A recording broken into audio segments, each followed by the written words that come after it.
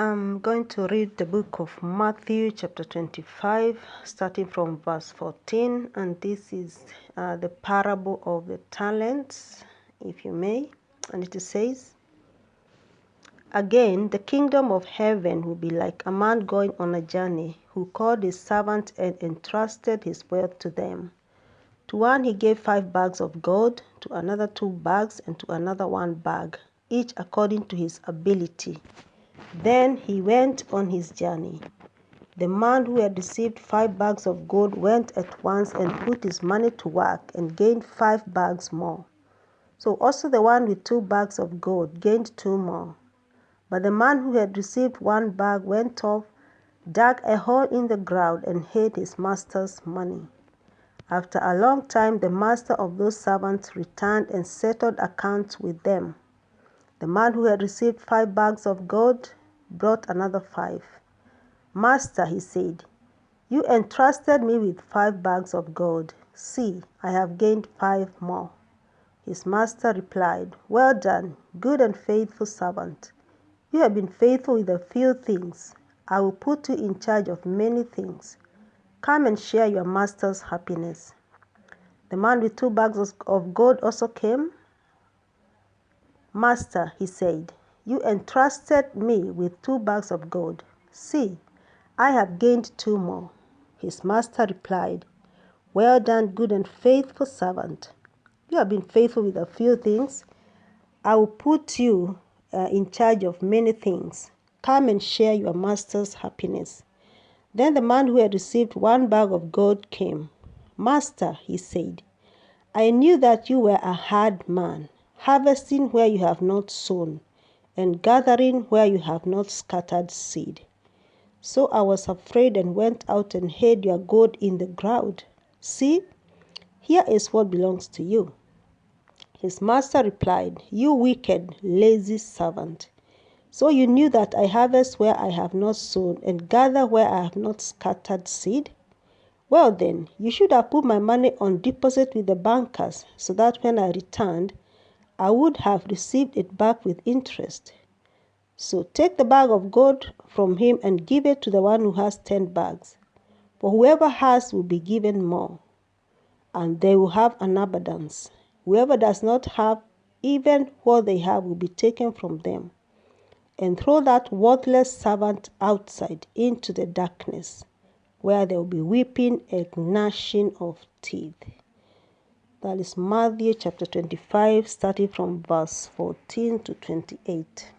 As we just read, this is a parable of the talents.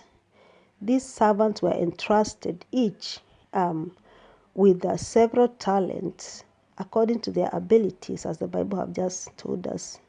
But we can see that the one that was given 5 talents, he went and utilized the 5 talents, and by the time the master returned, he had 10 talents. He had multiplied the 5 talents and made it 10.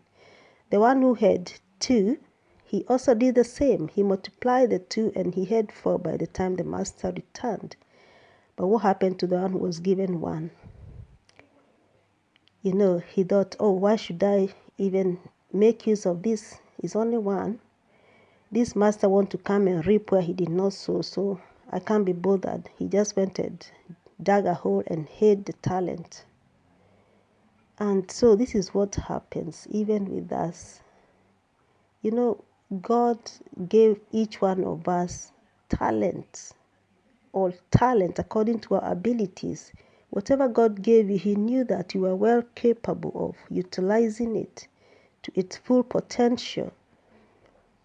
There are some who were given 5 talents, others 2, others even more, according to their abilities, because God will never give you something more than your ability. He only gives you something according to your abilities.